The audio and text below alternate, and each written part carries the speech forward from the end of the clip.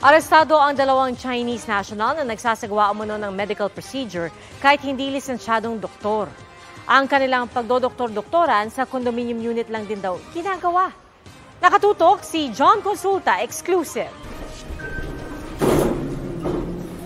Mabilis na pinasok ng mga tauhan ng District Special Operations Unit ng SPD ang kondo na ito sa Pasay City. Sa loob, inabutan ang dalawang Chinese national na pakay ng raid. Ayon sa SPD, may nagreklamo sa kanila na inoperahan daw ng isang Chinese na nagpakilalang doktor.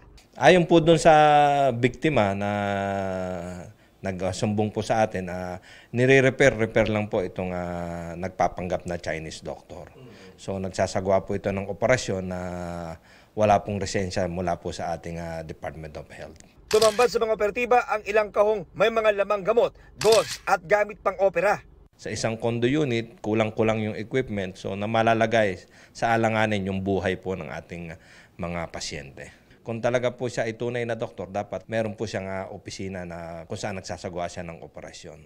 Sinampahan ng reklamong medical malpractice ang dayuhan. Magpunta po kayo sa rehistradong klinika o ospital. At nang makasiguro po tayo na mga doktor na nagsasagawa ng operasyon ay talagang lisensyado at may kaalaman sa operasyon na ito. Para sa GMA Integrated News, John Consulta, nakatutok 24 oras.